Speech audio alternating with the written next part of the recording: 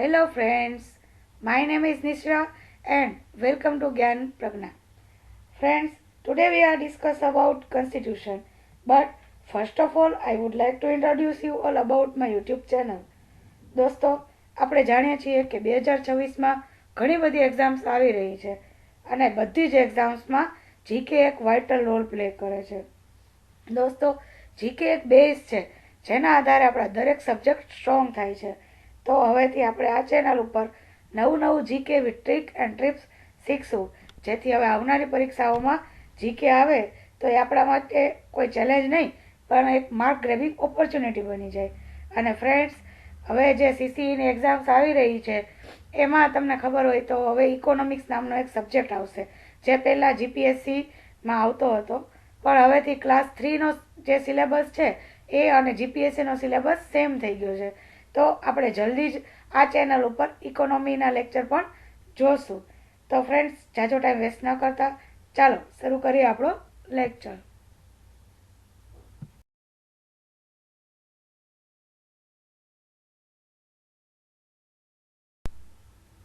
Friends, આજે આપણે કોન્સ્ટિટ્યુશનના article 19 વિશે વાત કરવાની છે. આપણે જાણીએ છીએ કે આર્ટિકલ 19માં 6 પ્રકારની ફ્રીડમ આપેલી છે. આમ તો આમાં આપણે 7 પ્રકારની ફ્રીડમ આપેલી હતી, પરંતુ એક ફ્રીડમ રદ કરેલી છે. રદ કરેલ વિશે આપણે પછી વાત કરીશું. પણ ફ્રેન્ડ, શું તમને કોઈ દિવસ ટેન્શન થાય છે કે આ 6 પ્રકાર જે ફ્રીડમ આપી છે એને એક સાથે લાઈનમાં કઈ રીતે યાદ રાખવી? તો ફ્રેન્ડ્સ, આજે હું એનું એવું સોલ્યુશન લઈને આવી છું ને કે તમને આગળથી કોઈ દિવસ આને યાદ રાખવાનું ટેન્શન થશે જ નહીં. તો ચાલો આપણે સોલ્યુશન જોયા પહેલાં એક વખત બધી જ ફ્રીડમને લાઈનમાં યાદ કરી લઈએ. પછી હું તમને એવી મસ્ત ટ્રીકથી બધી લાઈનમાં યાદ રખાવીશ ને કે પછી તમારે કોઈ દિવસ આ વિષયને જોવું જ નહીં પડે. તો ચાલો એકવાર આપણે જોઈ લઈશું. Article number 19. પહેલી, વાણી અને અભિવ્યક્તિની સ્વતંત્રતા. બીજી, શાંતિપૂર્વક અને શસ્ત્રો વિના ભેગા થવાની સ્વતંત્રતા. ત્રીજી, સંગઠન અથવા સંઘો અથવા સહકારી મંડળીઓ રચવાની સ્વતંત્રતા. ચોથી, મુક્તપણે હરવા ફરવાની સ્વતંત્રતા. પાંચમી, રહેવાની અને સ્થાયી થવાની સ્વતંત્રતા. છઠ્ઠી, વ્યવસાય, ધંધો રોજગાર કે વેપાર કરવાની સ્વતંત્રતા. તો ફ્રેન્ડ, આ છે આપણી બધી સ્વતંત્રતા લાઈનમાં.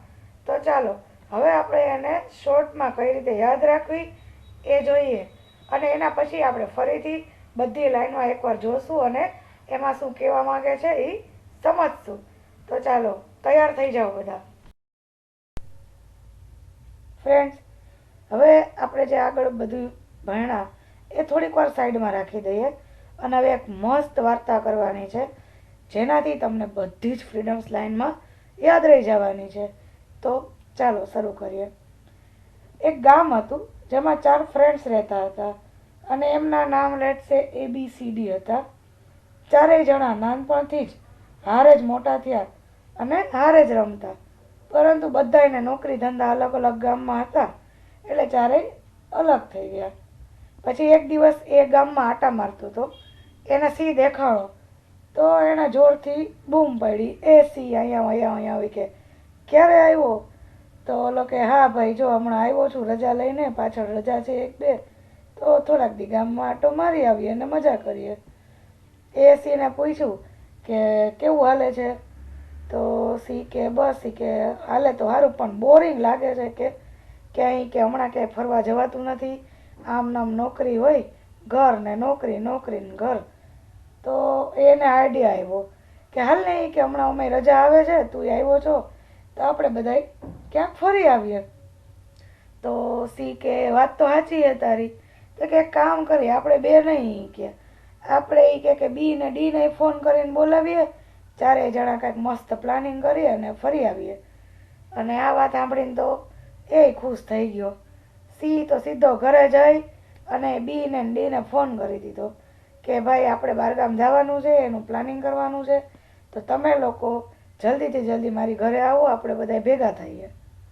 અને આ સાંભળીને તો બી ને ડી તો અડધી કલાકમાં સિંહની ઘરે પહોંચી ગયા. પછી તો ચારેય જણા ભેગા થયા અને પ્લાનિંગ કરવા લાગ્યા કે ભાઈ ક્યાં જવું.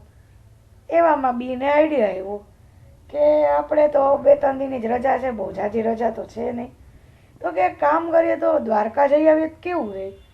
એટલે કે દ્વારકામાં જો નવો સુદર્શન સેતુ બન્યો છે, મસ્ત શિવરાજપુર બીચ બન્યો છે, અને મોસ્ટ ઇમ્પોર્ટન્ટ માગો 20 ને આપે 30 એવા મારા દ્વારકાધીશનું મંદિર છે. અને આ સાંભળીને તો બધાય ખુશ થઈ ગયા કે વાહ શું આઈડિયા છે. પણ એ તો કીધું કે જો ભાઈ દ્વારકા તો મારી ફેમિલીને કેટલા સમયથી જવું છે, તો હું તો મારી ફેમિલી સહિત આવવાનો છું. પછી એ સાંભળ્યું એટલે બી ડી સી બધાએ કીધું કે ભાઈ તું એકલો નહીં, એક કામ કરીએ, આપણે એક આખું છે ને સંઘ બનાવીએ, બધાએ વિથ ફેમિલી, અને એક આખી બસ બાંધીએ, જેને આવવું હોય એ બધાએ આપણી હારે આવે. અને બધાએ પછી ભેગા થઈ અને એક નાનકડી બસ બાંધી લીધી અને બધાએ ભેગા થઈને એક સંઘ બનાવ્યો, જેનું નામ રાખ્યું કનૈયા મંડળી. અને પછી તો ચારેય જણા બધાય ફેમિલીની હારે 35-40 જણા હારે મસ્ત દ્વારકા પહોંચ્યા. એને દર્શન કર્યા, શિવરાજપુર બીચમાં ખૂબ નાહ્યા અને બહુ મજા કરી 2 દિવસ સુધી. પછી ત્રીજે દિવસે પાછો જવાનો ટાઈમ થઈ ગયો. બધાય પાછા બસમાં ગોઠવવા માંડ્યા, પણ ડી તો ક્યાંય મળે જ નહીં, ના તો એનો ફોન લાગે કે નો એ ક્યાંય મળે. તો બધાય તો વિચારવા માંડ્યા કે ગયો ક્યાં ખોવાઈ ગયો, પાછો બીચમાં વયો ગયો કે થયું હું. બધાએ ગોતતા મંદિરે પહોંચ્યા. તો ડી તો ત્યાં ટેસ્ટથી બેઠો હતો મંદિરે.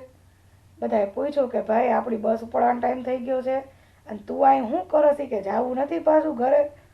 ડીએ તો કીધું કે ભાઈ જેને જવું હોય એ જાઓ, હું તો અહીંયા જ રહેવાનો, હવે અહીંયા જ સેટલ થવાનું છું, કારણ કે મને તો દ્વારકામાં એટલું ગમી ગયું છે કે મારે દ્વારકા છોડીને હવે પાછું ક્યાંય જવું નથી. બધાએ તો વિચાર કરવા લાગ્યા કે એ ભાઈ તું અહીંયા રહીશ, તું હું ખાઈશ, ક્યાં રહીશ, કાંઈ હું કરીશ. ડીએ કીધું કોઈ ચિંતા કરો માં, મેં બધું વિચારી લીધું છે. ડીએ તો હવારના પોરમાં ત્યાં જઈ અને એક દુકાન ભાડે લઈ લીધી હતી, અને કે હું અહીંયા પૂજાપાની દુકાન ખોલવાનો છું અને ઉપર એક રૂમ રાખીને રહેવાનો છું. પછી તો બધાએ વયા ગયા ગામડે, અને ડીએ તો અહીંયા એને ધંધો જમાવ્યો અને ડી ન્યા રહ્યો. બસ આ હતી વાર્તા. ફ્રેન્ડ્સ, હવે આપણે જોઈએ કે એ વાર્તા અને આ ફ્રીડમ્સને શું લાગે વળગી છે. ફ્રેન્ડ્સ, હવે આપણે જોશું કે આપણે જે સ્ટોરી કરી એ અને સ્વતંત્રતા એકબીજા સાથે શું રિલેટ કરે છે. પહેલું એ સીને એવું કીધું કે હાલને ફરી આવીએ, એના ઉપરથી આપણે યાદ રાખવાનું કે પહેલી વાણી અને અભિવ્યક્તિની સ્વતંત્રતા. બીજું, સીએ બેને ફોન કર્યો કે ઘરે આવો આપણે ચારેય ભેગા થઈએ, એના ઉપરથી આપણે યાદ રાખવાનું કે શાંતિપૂર્વક અને શસ્ત્રો વિના ભેગા થવાની સ્વતંત્રતા છે. ત્રીજું, એક સંઘ તૈયાર કર્યો અને સંઘને નામ દીધું કનૈયા મંડળી. તો એના ઉપરથી આપણે યાદ રાખવાનું કે સંગઠન અથવા સંઘો અથવા સહકારી મંડળી રચવાની સ્વતંત્રતા છે. ચોથું, કનૈયા મંડળી દ્વારકા ફરવા ગઈ. એના ઉપરથી આપણે યાદ રાખશું કે આપણે ભારતના સમગ્ર વિસ્તારમાં બધી જ જગ્યાએ હરવા ફરવાની સ્વતંત્રતા છે. પાંચમું, ડીએ તો પછી નક્કી કર્યું કે ત્યાં જ રહેવાનું છે. તો એના ઉપરથી આપણે યાદ રાખશું કે આપણે ભારતના સમગ્ર વિસ્તારમાં કોઈ પણ જગ્યાએ રહેવાની કે સ્થાયી થવાની સ્વતંત્રતા છે. છઠ્ઠું, ડીએ તો પૂજાપાની ત્યાં દુકાન ચાલુ કરી. તો એના ઉપરથી આપણે યાદ રાખશું કે આપણે સમગ્ર ભારતના કોઈ પણ વિસ્તારમાં કોઈ પણ વ્યવસાય, ધંધો, રોજગાર કે વેપાર કરવાની સ્વતંત્રતા છે. તો ફ્રેન્ડ્સ, આ હતી આપણી નાનકડી સ્ટોરી, અને આ બધી ફ્રીડમ્સને લાઈનમાં કઈ રીતે રિલેટ કરે છે એ આપણે જોયું.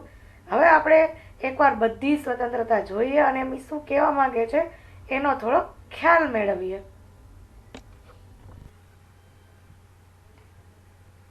હવે આપણે આ બધી સ્વતંત્રતાઓને ડિટેલમાં જોઈએ.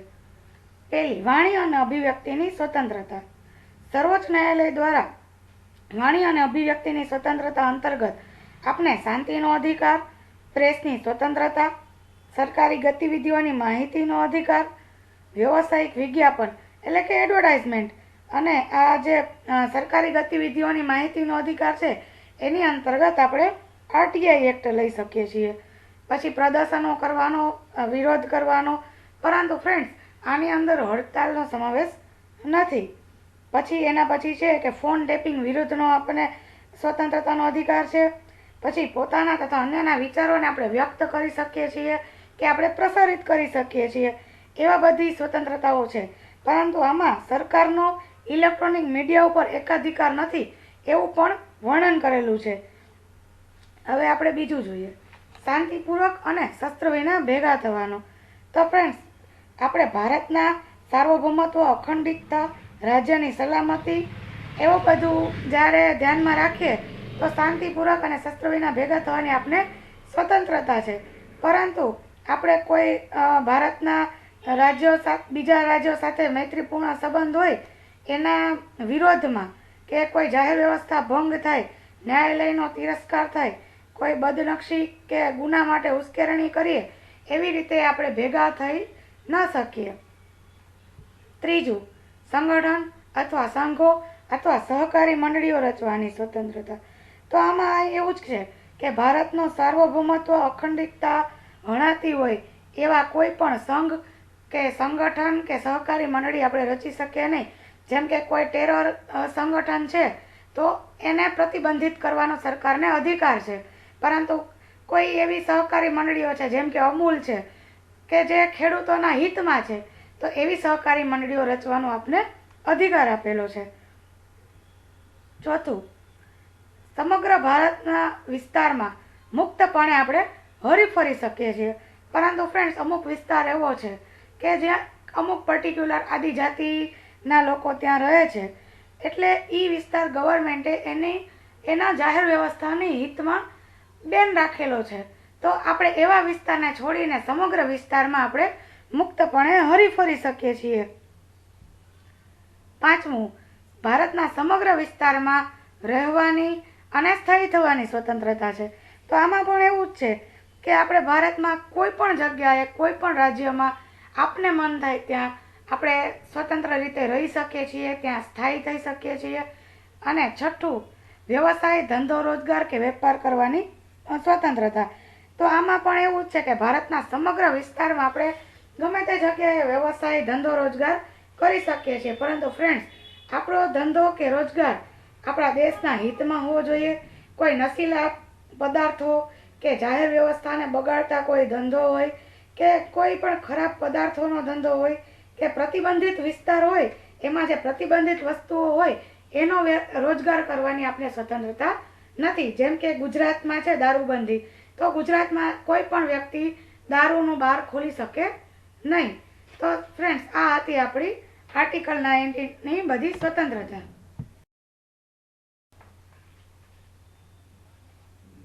ફ્રેન્ડ્સ થેન્ક યુ, તમે લોકો બધાએ મને આટલી વાર સાંભળી એ બદલ તમારા બધાનો ખૂબ ખૂબ આભાર. મારો લેક્ચર તમને કેવો લાગ્યો એ કોમેન્ટમાં જરૂરથી જણાવજો ફ્રેન્ડ્સ. અને જલ્દી મળશું નવા વિડીયો અને નવા ટોપિક સાથે.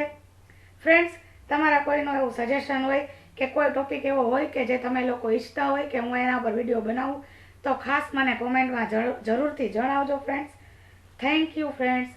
Mahadev and bye bye. Bharat માતા કી જય.